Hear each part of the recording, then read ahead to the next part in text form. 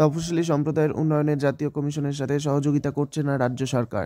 তারা শুধুই দল বোঝে। 13 জানুয়ারি 2024 শনিবার হুগলির তারকেশ্বরে এসে আক্ষেপের সুরে কথা বললেন জাতীয় তফসিলি কমিশনের চেয়ারম্যান অরুণ হালদার।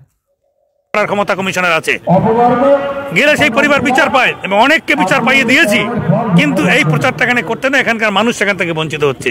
এদেরকে কোর্টের দরজায় গিয়ে বছরের পর বছর চোখের জল ফেলতে হচ্ছে তাদেরকে।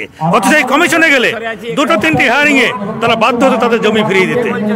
এবং জমি ফিরিয়ে না দিলে অফিসারদের এগেইনস্টে যে সেকশন 4 আর্টিকেল 338-এ সেকশন 4 লাগানোর ব্যবস্থা, এবং সেই অফিসারের জেল জরিমানা দুটি হয়ে যেতে পারে, একমাত্র এই কমিশনের দেওয়ার ক্ষমতা আছে।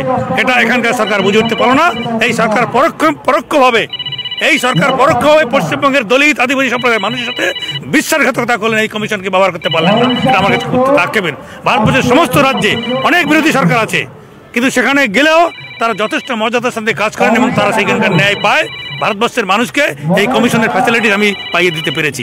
কিন্তু এখানেও আমি চেষ্টা করছি, কালকে এখানে সিজিও কমপ্লেক্স, যেখানে আমাদের একটা ছোট্ট অফিস ছিল, মান মর্যাদা প্রতিষ্ঠা পাওয়ার জন্য সিজিও কমপ্লেক্সে একক প্রচেষ্টায়, মানে অত্যন্ত ক্ষিপ্রতার সঙ্গে সিজিও কমপ্লেক্সে কমিশনের অফিস উদ্ঘাটন করলাম পূর্বাঞ্চলের। গতকাল পূর্বাঞ্চল অফিস করে দিয়ে গেলাম।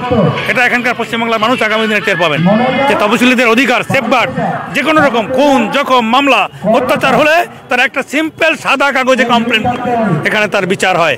একে চ্যালেঞ্জ করতে গেলে একমাত্র হাইকোর্ট ও সুপ্রিম কোর্টের দরকার হয়, বাকি নিচের কোনো চ্যালেঞ্জ চলে না। এরকম একটা ফোরামকে পশ্চিমবাংলার মানুষ মিস করছে, অত্যন্ত দুর্ভাগ্যের। যেভাবে এই যে সন্দেশখালীতে ইডির অফিসাররা আক্রান্ত হলো, কি বলবেন বিষয়টা? দেখুন, ইডির কাজ করবে যদি কোনো দুষ্কৃতীকে সরকার যদি সাপোর্ট করে সরকার, কোনো সাধারণ মানুষ সাপোর্ট করতে পারে না। সাধারণ মানুষ সরকার তৈরি করে। সেখানে একজন দুষ্কৃতী কেন্দ্রীয় সরকারের প্রতিনিধি যাচ্ছে তার কাছে জানতে, তার কাছে কোনো অবৈধ আছে কিনা। ওখানে অনেক কিছু থাকতে পারতো, সেখানে তারা ঢুকতেই দিলেন না। তার মানেটা কি? সে যদি অনেস্ট হতো, সৎ হতো, ঢুকতো, তাকে ধরতো, জিজ্ঞাসা করতো, বলতো তাকে, কিন্তু সেই বলার সুযোগ দেওয়া হয়নি। এখানে আইন নিজের হাতে নিয়ে নিজেরা বাঁচার চেষ্টা করছেন। কিন্তু শুনে রাখুন, আইনের হাত থেকে কেউ বাঁচতে পারবে না। পশ্চিমবঙ্গে আইনের শাসন প্রতিষ্ঠিত হবে, এটা দাঁড়িয়ে থেকে বলে গেলাম। সংবাদ মাধ্যম আক্রান্ত হয়েছিল, এটাই তো দুর্ভাগ্যের। সংবাদ মাধ্যম ভারতীয় গণতন্ত্রের চতুর্থ স্তম্ভ। সেই সংবাদ মাধ্যমের উপর যখন আক্রমণ হয়ে যায়, attitude of the government clear সেটা বোঝায়। যেখানে একটা পুলিশ প্রশাসন লোক বুঝতে পারেনি, তার মার খেয়ে চলে আসলো। It is daring.